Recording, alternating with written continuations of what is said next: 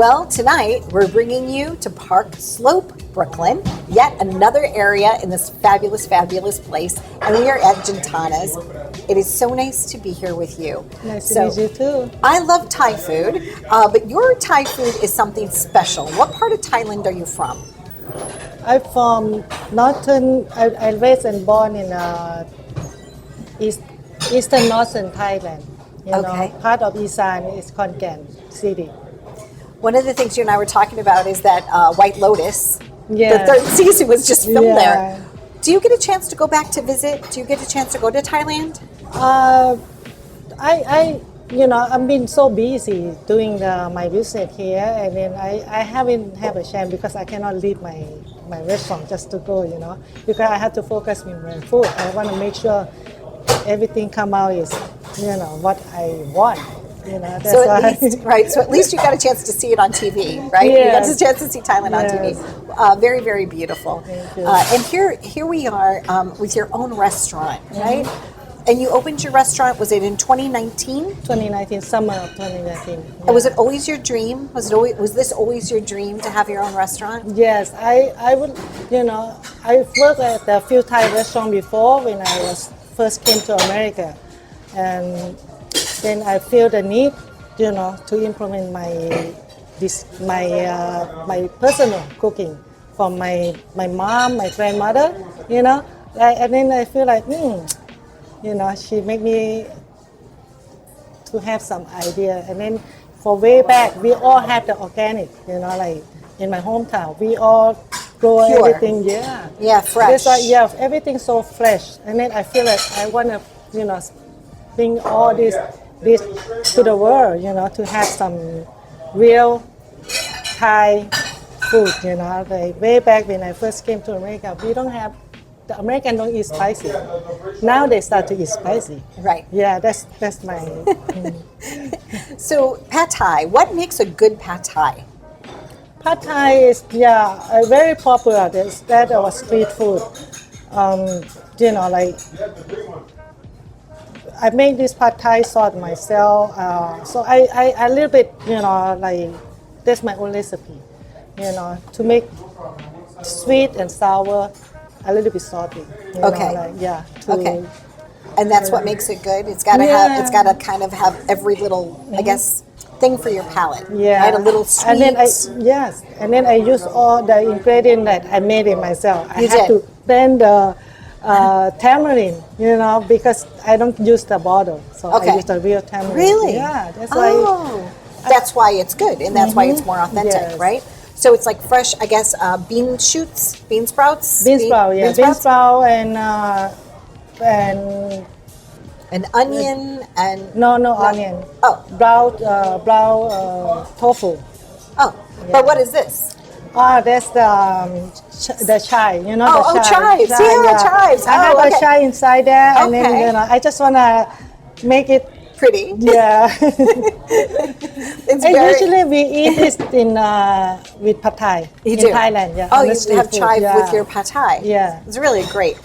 This is a beautiful dish too. This looks like, is that a coconut? Yes, that's Okay. coconut, and I made a curry with the fish plate. I blend it together, with the red curry and green curry together, and then with the seafood. And we have some coconut meat inside there too. It's Okay. And you very blend it good together. combination. Yeah. And is that mint on top? No, Mint? this is the basil. Basil. Yeah. Very lovely. Yeah. And this is bronzino. That I Bronzino, recognize. yeah. Okay. So when you're making a whole fish like that, why is it important? Does leaving the skin on like seal the flavor in? Like, Yeah, I marinate. okay. I marinate the fish first, and we deep fry. Yeah. Actually, I have another one too, like steam. Oh, you have both, fried and steamed. Yeah. That one's very pretty though. I love the Yeah. presentation. Yeah. Now, what is this dish? Oh, this is my special. This is your special? Yeah. Okay. This is a fruit- Jintana, I this- might have to try this. If you say it's your special, I might have to try your This special. is a fruit salad. A fruit salad, okay. Just try. It looks really good. I see Yeah. pomegranate seeds in this. Yes. and This is really beautiful Mango, presentation. apple, avocado. Oh. I heard the pomegranate seeds are really good for you. Yeah. Really good for you? Yeah, very healthy. And what is this dish? This is the ribeye steak. Okay. I make it by the jim jiao sauce, and I make the, and and my customer love my sauce, this one. So I thinking, okay, I use this sauce to make the steak, Okay. and It's perfect. popular. From the moment that I walked in, everybody here is so joyful. People just Yes. absolutely are happy. Yes. You know, it's a weeknight even, and they're still Yeah. happy even Yeah. on a Monday, Yeah. right? So every day of the week is you're open. I open every day, 7 days. I never close. I mean, when I only close at Christmas. Like that. Okay, Christmas. Yeah. Okay. And what are some of the specials that you have here? Whether it's this special dish, do you have like some weekly different dishes that you? Yeah, we do different dish for for the special like that. So when you combine the curry with a sweet, like a fruit, right? Mm-hmm. It's like almost like a yin and a yang. It's like a little bit of both. Yeah, no, Right. we start with this one first, Mm-hmm. and then and then after that all this we're gonna eat with rice. Actually, This is one gonna be had delicious. with rice. This is so good. Thank you. It's really Yeah. lovely. I just came out like last week. I said, okay, I gotta do this for summer. Like when during summertime, I saw a lot of salad. And then I'm thinking about this one should be good for Right. summer. Not just lettuce and Yeah, tomato, but something yeah. fresh and delicious and Yeah. organic. And I also do the mocktail drink. Just to refresh the heat of the New York. Like. Yeah, because summer's coming. Yeah. Right, it is. I prepare. I get ready for that. You get ready for that. What brings you the greatest joy? What's bringing you joy these days, Jintana? Like joy. Your family or the restaurant, or where do you find happiness in your heart? Oh, for cooking, like I do a lot of cook before, and when I was young, I have to stay in the kitchen with my mother and my grandmother when they're cooking. They don't let me just like other kids running around. Right. When the time to cook, I have to stay in the kitchen and washing them, and they have to make sure Actually, my whole family, everybody can cook. Like my grandmother. She's very good cooking because my grandfather, he's the leader in the village for the community. So she had to cook for, Oh, many. yeah. That's why she cooked, a lot of food. And I was like, oh, wow, like, and then, when you're young, you see a lot of cook. And later, I go to school, so we don't cook that much. And then I start to thinking about cooking with when my mom, I keep thinking about their food. And then I came to America, I keep thinking about my grandmother's food. I want to eat, I can find ingredients to cook, to make. When we have a party a lot in my house before, everybody like, oh, you have to cook for us, you have to cook for us. And then I say, okay, I make decision to open my own Restaurant. Yeah. And then And it makes you feel close to your grandmother, right? Like Yes. it makes. Yeah, I love my grandma and my grandpas too. Like I really, I feel so lucky that they brought me into the world. Like Yeah. I could have been born to any family, Yeah. but they were really great people. I can tell the way that you speak about her, how much she Yeah. means to Yeah. you. What would you say? It's time to eat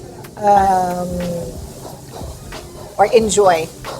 For I enjoy, let's say like, okay, Louis. Okay, there we go. Let's go. Let's go. Thank you.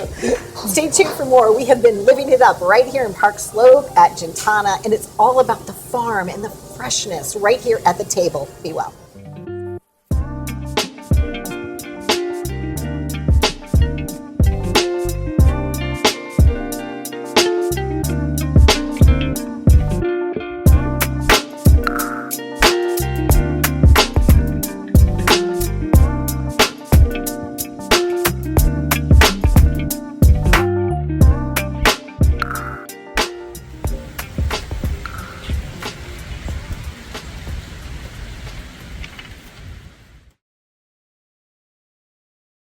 When wedding bells stop ringing, it's time to call this guy.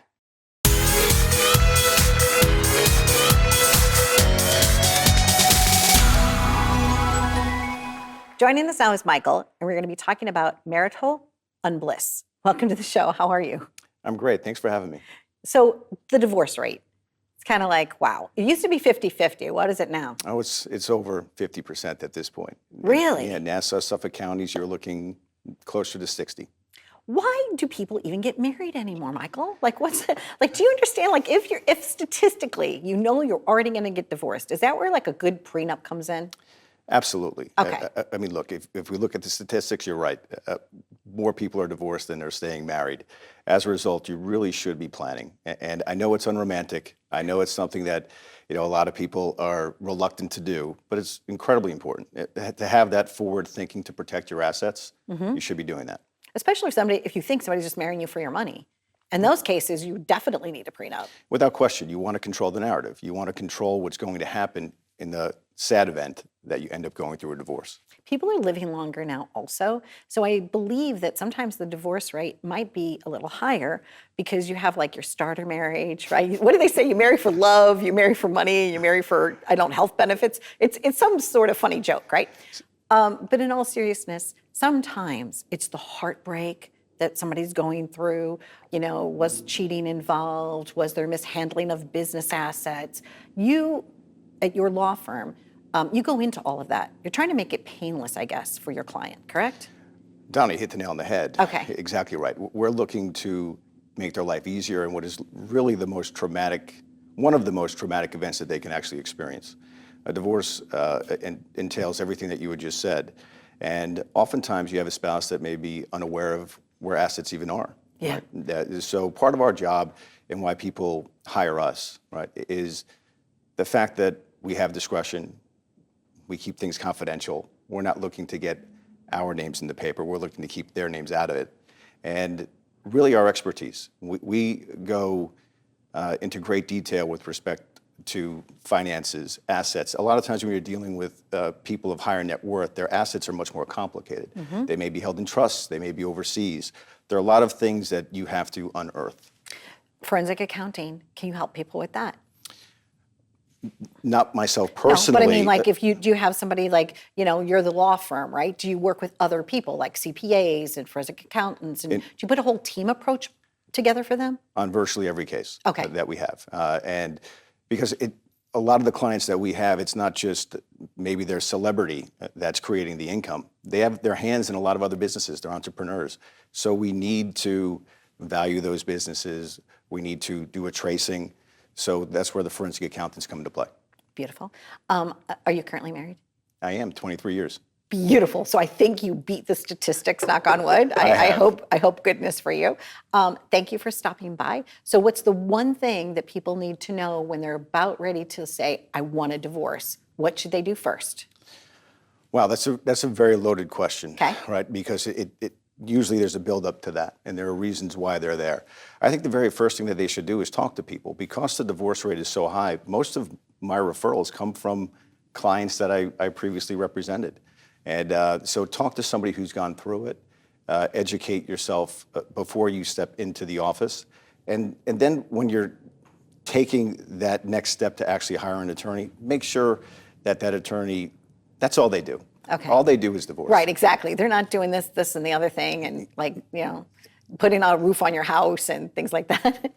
Exactly. They're not just like, I get it. They're not a jack of all trades. Exactly. Focused. In fact, I really like your website. What's your website? matrimoniallawgroupny.com. Yeah, it's matrimonial. That's what you do. If you find yourself at odds with someone that you don't want to be married to anymore, or if you need a good prenup, call Michael. From a business analyst to a food truck vendor, stay tuned.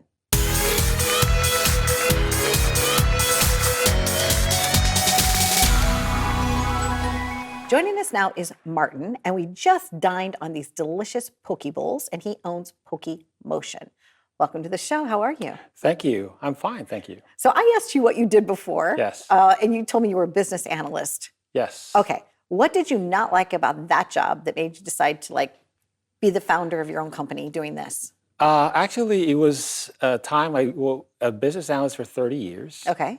And I got laid off. Okay. And to me, everything has a purpose. God has something doing with your life. Always. Always. And this kind of just, I finished all my severance, gone through my 401k. and still looking for a job, and nobody was hiring me. And then I just said, you know what? We have to make money, and we wanted to open a coffee shop. And I started looking for a coffee shop. I didn't want to start my own, so I wanted to buy a coffee shop that's already established. And I found this place that's already a coffee shop and a poke bowl at lunch. Interesting. Very interesting. So I did a research. I didn't know anything about poke, and I'm not really a chef. So I said, you know what is this? And I looked at it, and I said, I could do this. Fresh food, fresh fish, fresh vegetables, good sauce. I have a sister who works in catering. I said, she can help me with sauces. It's all about the sauces too, It's all right? about the sauces. And then I said, this might be it. And then I drove Uber for a while. I got this passenger, and we got to talk, and he suggested to put it in a food truck.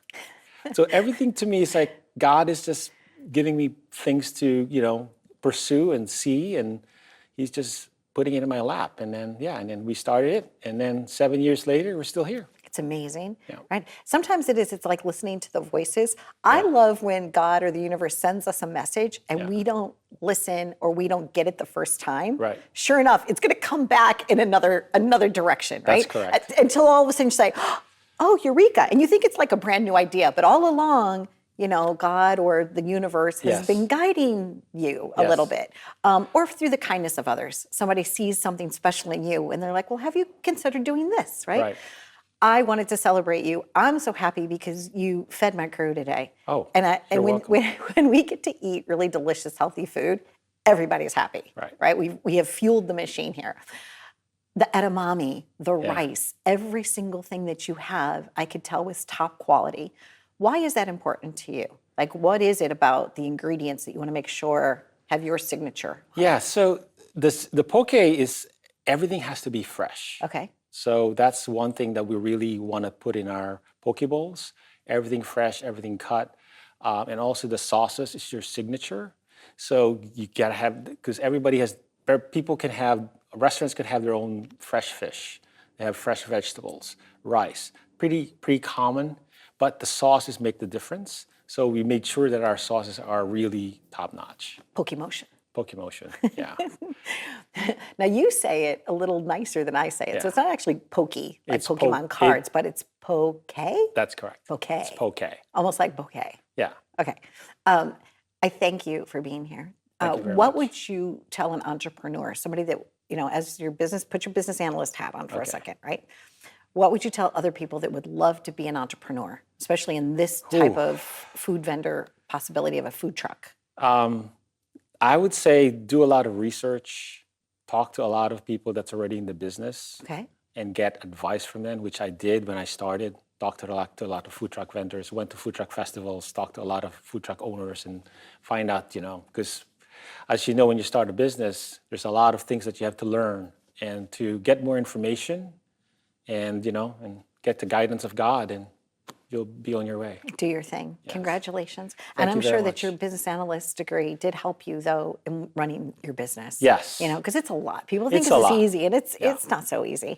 No. yeah. But I appreciate your time. And once again, thank you so much from the bottom of my heart for providing nourishment to us today, Yes. because it always gives somebody something to look forward to. It's Right. like, we've got good crew food today. So That's thank great. you again. Yeah, and thank you for having me on your show. I'm really grateful. And again, this is like a blessing for me. Jana just reached out, and here I am. And here you are, meant to be, kismet. Yes, kismet. thank you. Thank Thank you you. so very much. Stay tuned for more. We love shining a light on wonderful entrepreneurs. And if this is something on your heart, you've always wanted to start a business, I'm sure you could reach out to Martin and he would give you great advice. Be well.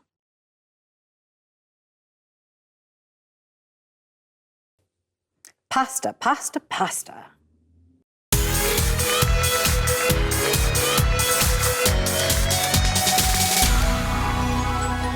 Joining us now is Chef Bill, and we're going to be talking about pasta, particularly how to make fresh pasta.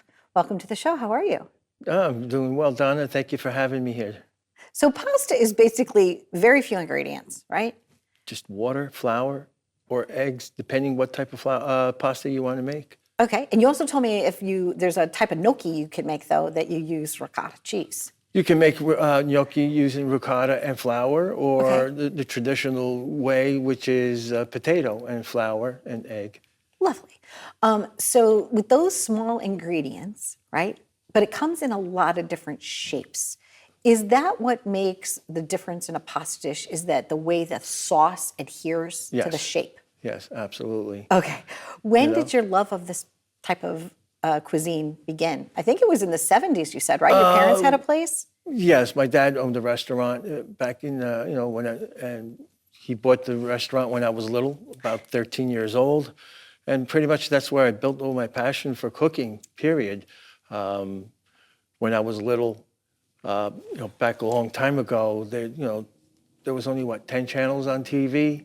And on channel 47 or 41, there was an Italian cooking show called Cooking with Louisa. And I used to watch it all the time. And I called in for a recipe for, believe it or not, stuffed onions. And back then, there was no internet and whatnot. And so they used to send you a little postcard with the recipe on it. When you make a stuffed onion, so I guess you would slice off You the would top cut like off a the top. pumpkin, Yeah, right? And just then like take the cut rings top and out from the stuff it center? with chopped meat and. Have you made that recently? No. Okay. I haven't made it in a while. But yeah, that was one of my first things I made alongside ordering. I ordered like a couple other recipes for making cakes and stuff like that, which I quickly found out I wasn't into baking. Yeah. You know, it's interesting. It's rare that you can find someone that's a good chef and a good baker. It's usually one or the other. Sometimes people are really great at it. Like my friend Gina, she's wonderful. She's a Can I great cook. bake? Yeah, can you ask me to make you a cake? I can make Yes, you one, right. but is it my forte? No, I'm Okay. not into baking.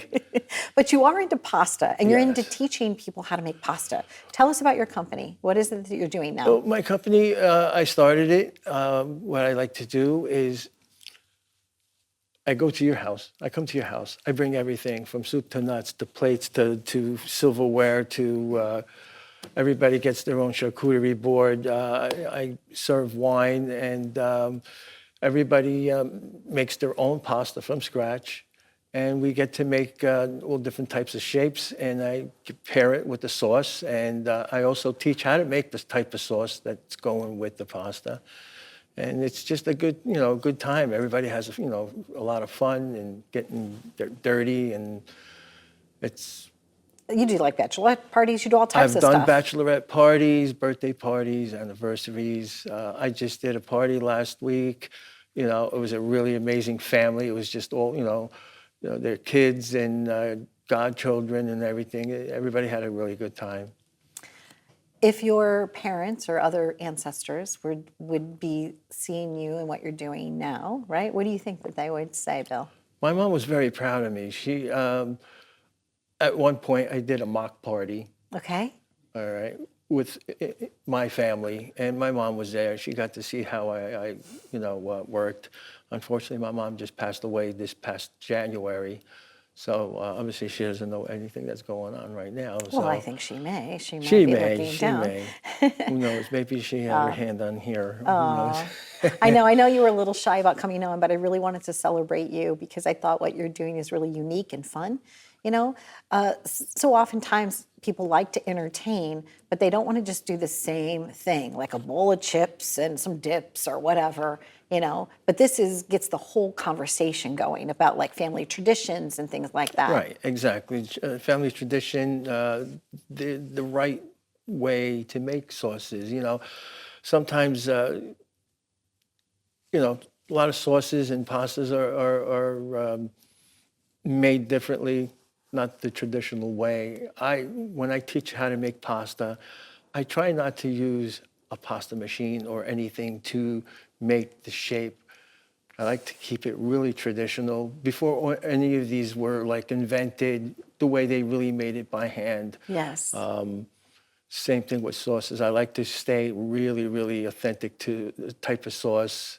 Sometimes I like to, add my little own twist or sometimes I see other recipes that are, similar, that add a little bit of something that makes it better. I like to try it out. I'm always, open to trying new things, and sometimes they're good, but I like to keep everything traditional. Well, yesterday with my boys, I made homemade pizza, and it was a fail. But my toasted ravioli was really good, right? Which is like a fried ravioli, but I grew up in St. Louis, so we call it toasted ravioli. Those were spot on. breaded. The pizza was okay, but you know what? The crust was like a fail. But at least I tried. I put love into it, so it still tasted somewhat okay.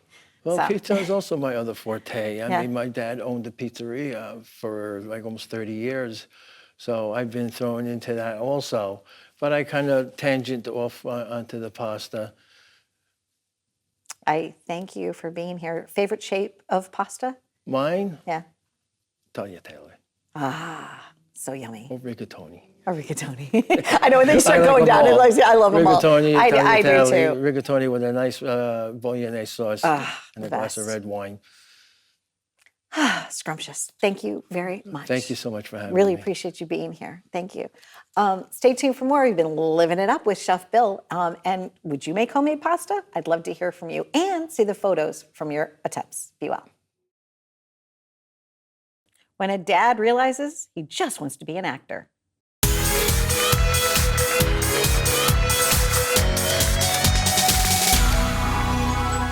Joining us now is Shannon Lanier. Welcome to the show. How are you? I am blessed. So excited to be here. Excited to have you. You have a cool shirt on. What does your shirt say? It says, when I say no, that means no. Is that what it says? I mean no, unless my kid cries. Because, There you go. that's how every parent is. It's like, no, I said, oh, they're crying. Okay, well, maybe just this time. Maybe once. exactly. Special privilege day. Yeah, it's part of my shirt line. I have a bunch of parent shirt lines. Check them out on social media at Mr. Shannon Lanier or MrShannonLanier.com.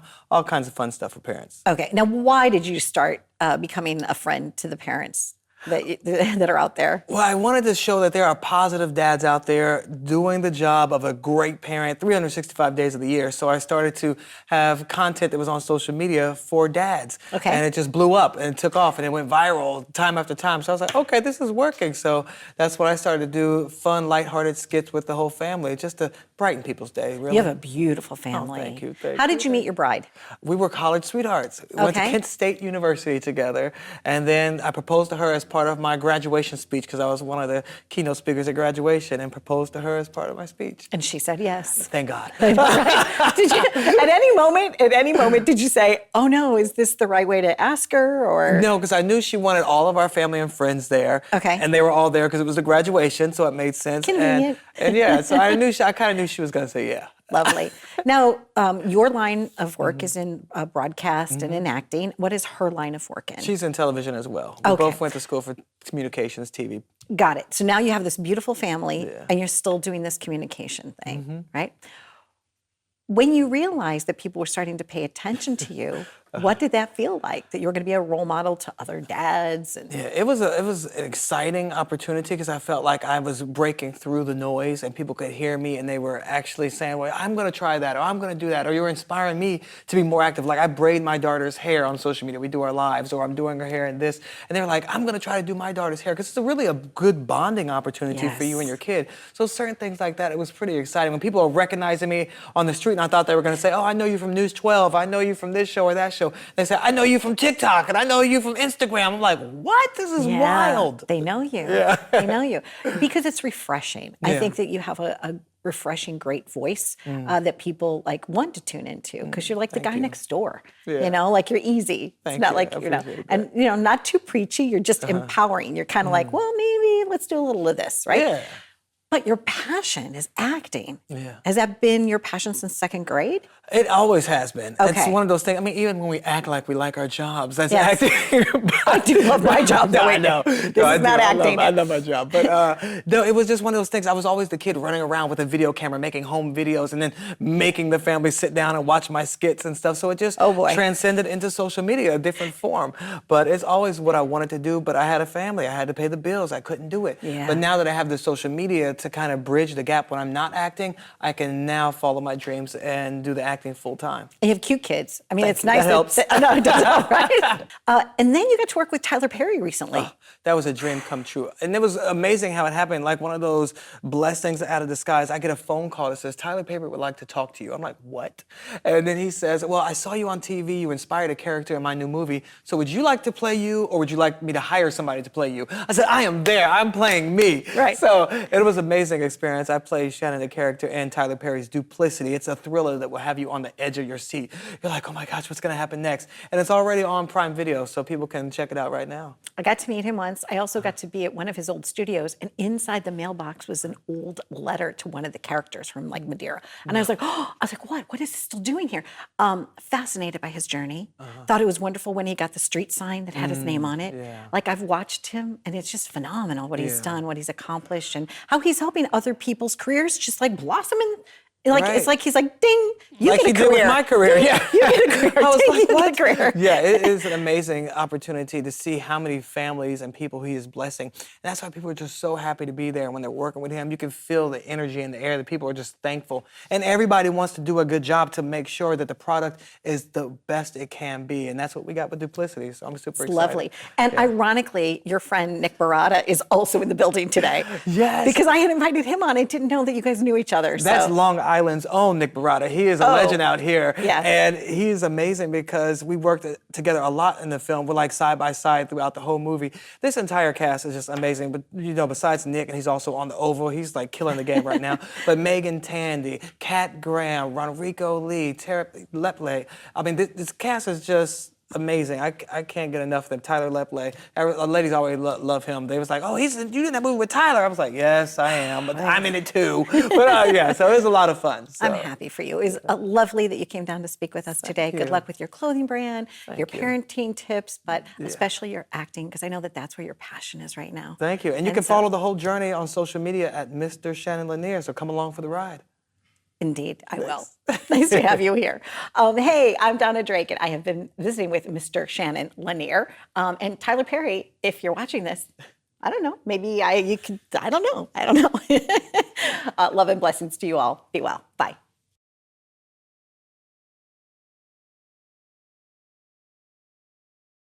When you're so busy, you don't stop to realize you're famous.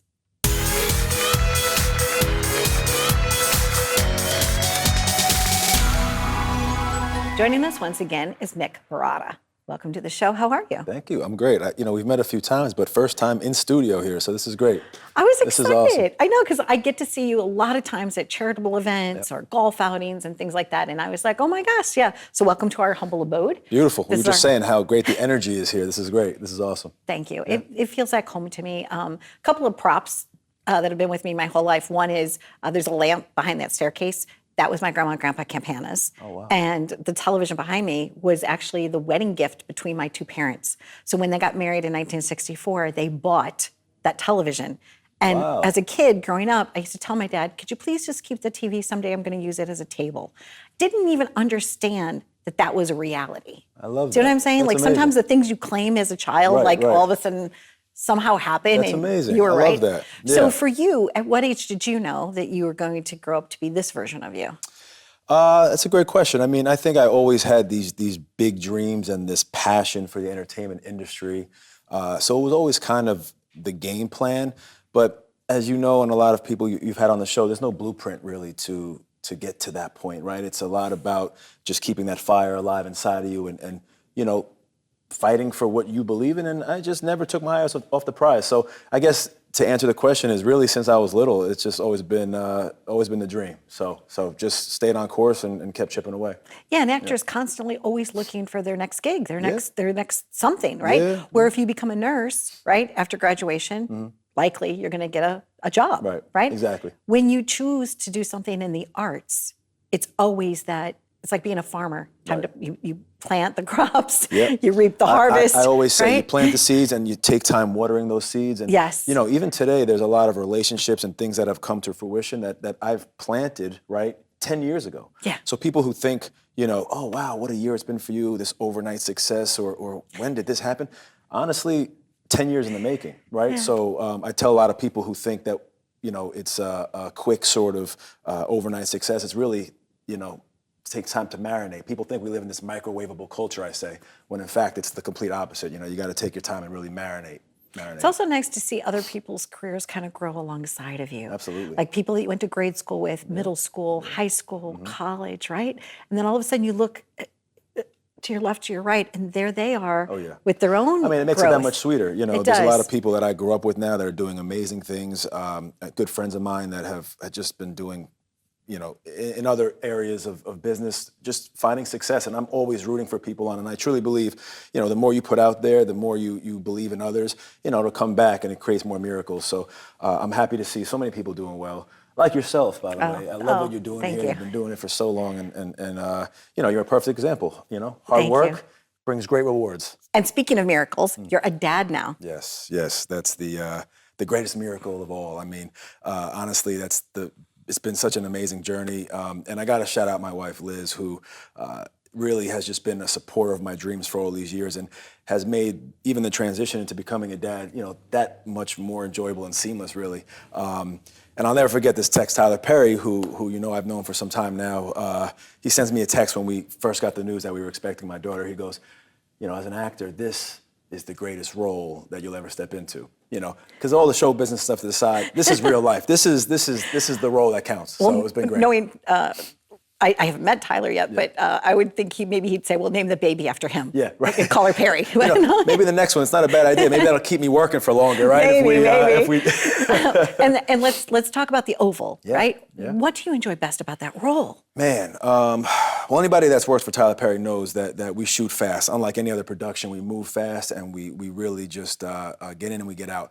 But as an actor, and it being really my first scripted gig, now we're going on season 7. We're on season 6 now, but it really was like a boot camp for me. It was like a workshop because you're thrown into this fire that Tyler Perry creates in the best way possible, and it challenges you in the best way possible.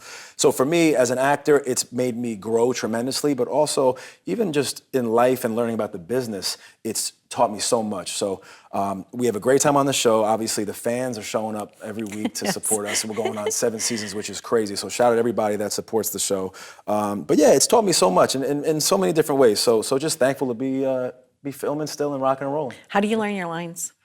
Well, I have a few.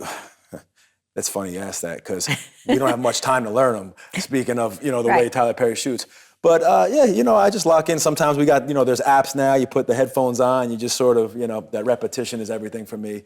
I tried when I first started acting. Let me see if I can sleep on the script. Right. And I'll wake up knowing everything. It didn't work out too well. But there's some tricks in that you try and throw into the mix. Yeah. I sometimes write my lines on like a gigantic whiteboard because I find writing them, reading them, like a good trick. It's not that easy. No. Does he occasionally let you ad lib if you kind of almost get the line right? Yeah, a little bit. He wants you to make it your own for sure. But Tyler Perry being such a pioneer in the industry and such a professional, right? You want to do him justice too. Correct. You don't want to get it right. Exactly. You want to make him proud, and he puts a lot of time and effort into his projects, into his work. So you want to do right by him. But, there's a little flexibility there for sure. When you saw Duplicity, what were your thoughts when you saw the whole thing together? Well, my first feature film, so it was a dream come true for me. Still sort of pinching myself. It was such an amazing experience, going to the premiere and seeing it was just so much fun. But watching it for the first time was special, And if someone were to ask me, would you believe that you'd be doing this? The answer is yes, I've worked really hard and it's just a special time that I've been trying to really embrace and lean into. But we're excited for what's next. We enjoyed that moment. It's on Prime now. If you want to tune in, it went to #1, which was incredible. So hopefully we just keep the ball rolling. Keep it going. It's been amazing. Keep it going. Yeah. Speaking of, if somebody asked you, would you have known back then? Yeah. Have you spoken at your high school, or have you gone back to speak? Oh yeah, I've been back to the high school, other high schools now. Okay. I'm really leaning into, just speaking into the next generation a bit and going back to these schools and volunteering a lot. I believe that a lot of these kids who, again, there's no blueprint, right? How do you get there? I'm that guy who happily will show up and kind of help light that fire inside of you a little bit. And selfishly, it feels good too to be able to have a voice now a bit and use it for good. And again, sorry, I'm rambling here, but Tyler Perry, he's changed my whole idea of success, right? Wow. At one point, it was like, okay, what cars are we getting next? What are we doing here? Where are we going? Where are we traveling to? But really, and all that stuff is great, but, how can you help people? Yes. I always say about him, he shines so bright, his light, that he allows others to find their way. So for me now, success has become, what can I do with this little platform that I'm building and this voice that now people are starting to hear a bit. So that's the goal. Well, and that's why I see you at so many charitable events, There you because go. you are using that talent in the most beautiful way. Well, I appreciate that. So it's Yeah. nice to see you Yeah, yeah, again. yeah. Thank you. And, Likewise. and thanks for coming over. This is great. I And don't want to leave. It's fun. You can stay as long as you'd like, Nick. Nick Barada, and once again, it's Nick Barada, and once again, it's Nick Barada. There you go, three times the charm. Take it. Thanks again. Thank you. Stay tuned. We're living it up right here. Thanks for watching.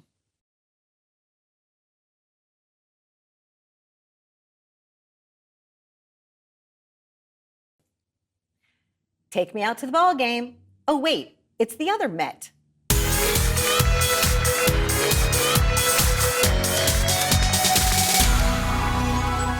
Once again, it's Evan Hirsch, and today we're going to be talking about the Met Gala.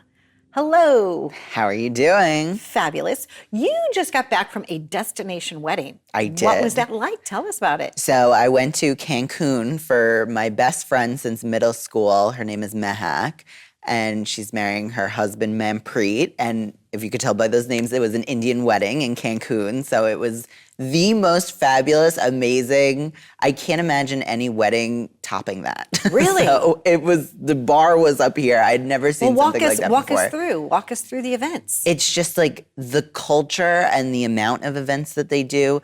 They break it up into different ceremonies, so each thing is something special, and it all has its individual meaning. So they had more like ritual ceremonies, they had more religious ceremonies, they had more celebration ceremonies, like they had a ceremony called the Sangeet, which is all, you wear different colors and you celebrate the bride, and they did at least an hour of choreographed dances by the family. I turned to the person next to me, I was like, how long did you practice this for?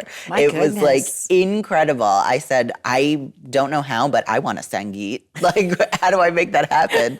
How do I do this, right? How do I do this? Exactly. And what did you wear?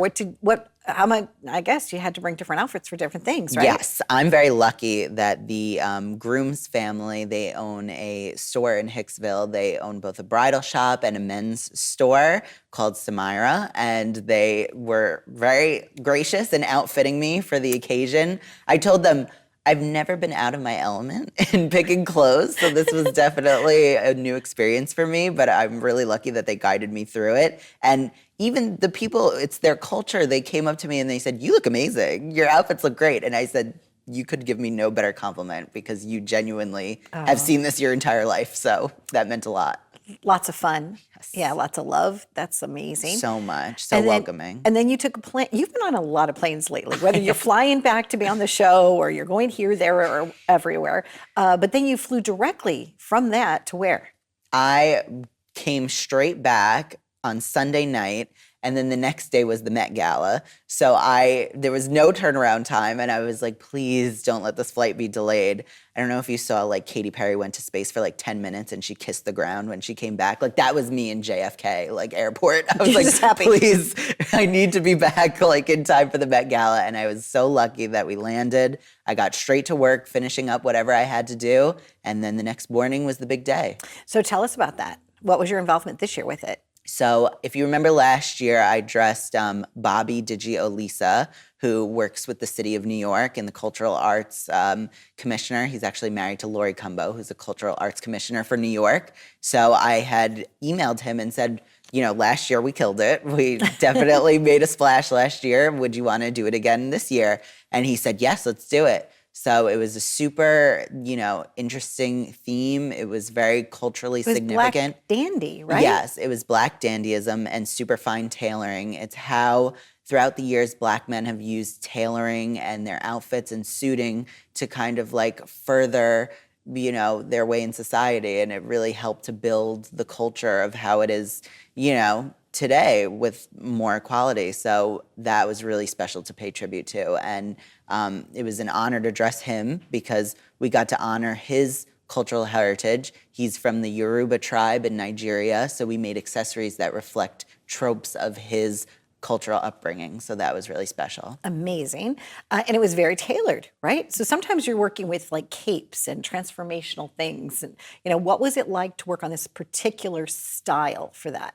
It was definitely a new experience for me because, as you know, and some of the audience might know, I mostly do dresses. I do gowns. I do a lot of draping, a lot of like flowy, kind of gowns that transform and whatnot. So tailoring wasn't always my strong suit. I was also lucky that we worked with a designer, Maximus Custom, who built the core tuxedo that he wore, and we kind of built upon that to make it more special for the Met Gala. But I learned a lot from them, and they are a bespoke tailor, so it really embodied the theme. Beautiful. Shoe wear this year was interesting. What did you see that impressed you or made you go, I don't know about that? There were definitely some very interesting like footwear choices, specifically for Bobby, who I dressed. Maximus Custom had the idea to like weave trim through the shoelaces of his shoe, which I thought was really cool, and I might be stealing that from like now on. But a lot of the looks were really interesting. I love Tiana Taylor's look. Like she had this fabulous look, and obviously like sky-high heels that went with it, which was really cool. Zendaya always looks incredible. I've been loving Chapel Roan and what she wears. Janelle Monáe was incredible. She kind of had like a reveal where she took her coat off and it had like a working monocle that like actually spun and told time. It was really amazing. Weather. How did the weather affect the arrivals this year? It was really tricky because it was pouring rain. I was not expecting it. I guess because I was in Cancun, I wasn't looking at the weather report. So I was like, oh, it's May. It must be great. But when I showed up, it was pouring rain. And I remember we had to have at least like 3 umbrellas on hand to get him from the actual venue to the car so that he could go off to his next place. But I was seeing everybody was having the same problem. So many assistants were like carrying trains so they wouldn't like dip into puddles in the middle of the street. So, I mean, I guess it's to be expected. There have been many a rainy Met Gala, but this was really a downpour. It absolutely was. I was excited for you because I know how much this means to you, right? Fashion is everything for you. 100%. You've also been named some of the accolades that you've gotten recently. Can we talk about that too? Of like your name's in course. print. You're getting awards from things. So let's talk about that just briefly. Yeah, definitely. I mean, I never like to toot my own horn, but I you know, are but my I'm shining a you are light on my you. fairy godmother. So you I'm like, yay! I'm so proud of you. Let's rock it. Yes, I was actually honored for the 2nd year in a row at the Fashion Group International. I was nominated for Evening Wear Rising Star Designer, so that was really special. And it's nice to be among your peers in the industry. And Ken Downing, who is the creative director of Halston, like everybody knows the name Halston. He's now the head of design there, was the one presenting my award. And he said the most amazing speech when he introduced me about how I got started in theater and how I always like to say I was made villager number 17 or like a tree. So it clearly wasn't my forte, but I was able to pivot, hopefully successfully. So You have pivoted successfully. It's wonderful to see your star rise along all the other things that you're involved in, Evan. I'm so delighted to know you. Always excited to find out what's on the forefront. I didn't really know anything about fashion. Like the first time I went to a black tie event here in Long Island, because I moved from St. Louis, obviously, I didn't know what to wear. I didn't, and I struggled with it, right? But now if I ever have any question, I could call you and I'll be like, okay, what do I need to wear? But I love that you sought the help of the experts in what to wear to that wedding. Oh right? my Because gosh, sometimes we yeah. all need a little help in fashion. Thank you for being here. Thank you. I know you're always my first call. Whenever something good happens, I I know. always have to tell Donna. I like that. I like that. It makes my heart, just like go pitter pat because it's just it's joyful. It's joyful to see all of your dreams come true. I knew from the moment that I met you that you were something unique and special and obviously a star.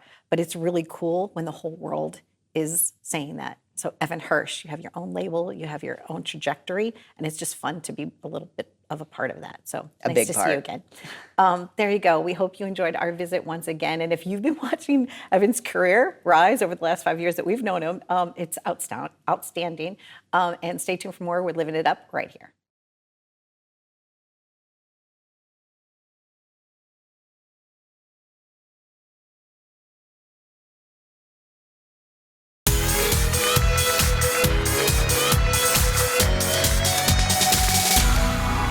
Up next guests on the show. We have Tom and Amira, and they are with Treatopia.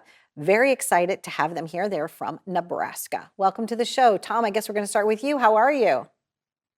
Hi, doing well. How are you today? Good. This is exciting. So this is a one ingredient treat, correct? A pet treat? Correct. Okay. What makes Treatopia different than any other pet treat companies? So in the pet industry, you have so many different brands, so many different companies who are trying to bring products to pet lovers such as ourselves. And it's really hard for pet owners to decide what's best for their dog. Do they go with all natural? Do they go with what they've been using for the last 10 years? And the industry's kind of evolved to kind of enhance, a lot of people themselves are eating better, taking different choices on their own personal eating habits, and they're passing those habits to their dogs. And so for us, we wanted to make sure that we developed a product that is single ingredient, that has a transparent supply chain, that people understand what's in it and how to give it to their dog, and make sure that they feel comfortable and happy what they're giving to their dog. So that was really kind of the main backing and understanding of, hey, we just need to find a way to build a brand to help portray the message to the customers. So when they're online or when they're on Amazon and they type in natural dog treat, we have something that they can open up. They can read about who we are, about our story, where the product comes from, feel good about what they're buying.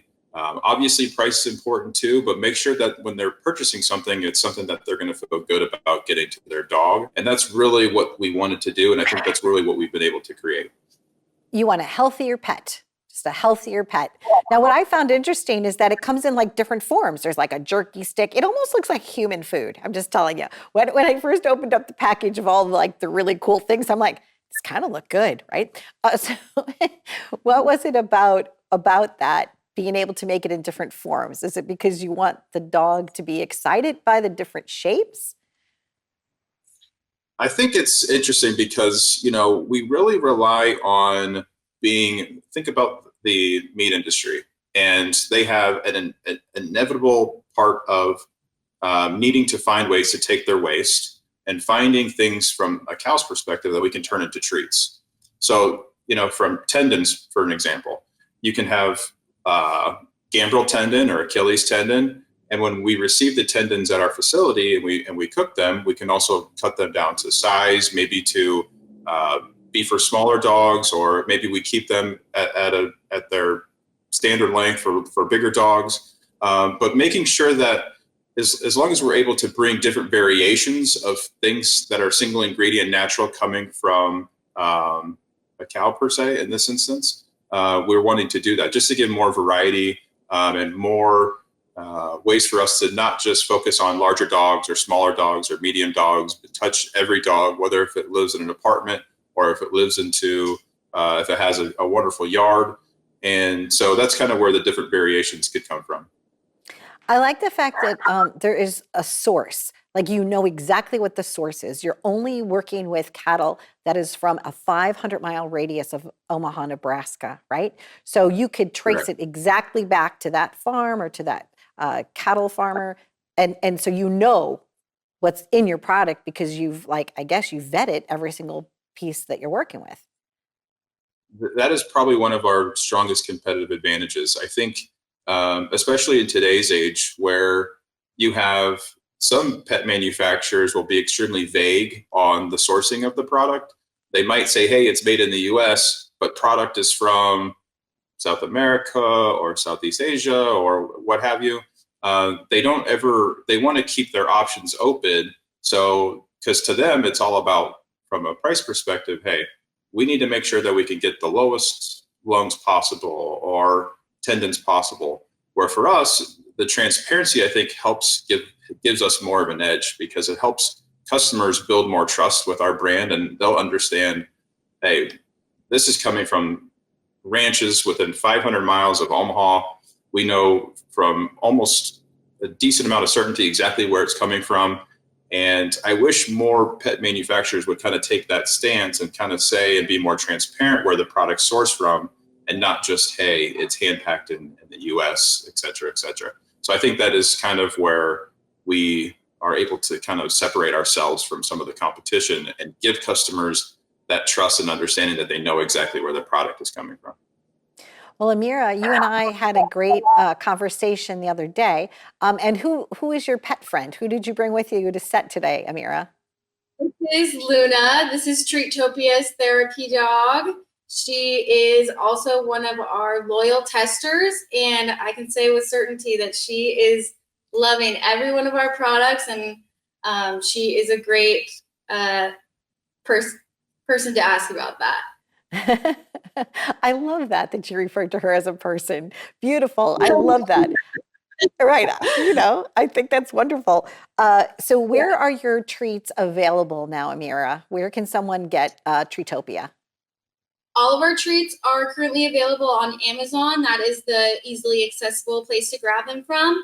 You can also find us on Instagram and Facebook and tag us, and you could be featured on our product page as well as on our website. You can learn a lot more about our products, where they come from, and a lot more of the care that we put into baking and everything like that.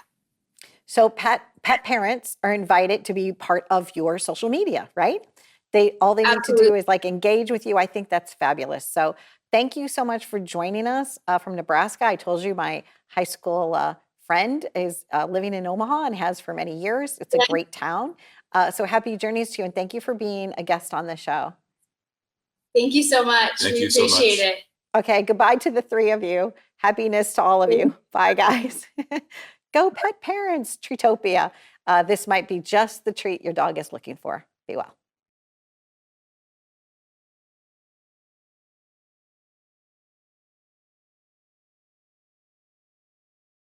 This is Donna Drake. Happy journeys!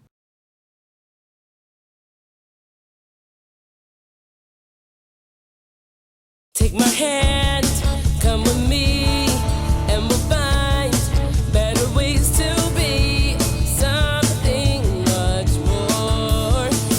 Live it up, live it up, live it up now. Live it up now.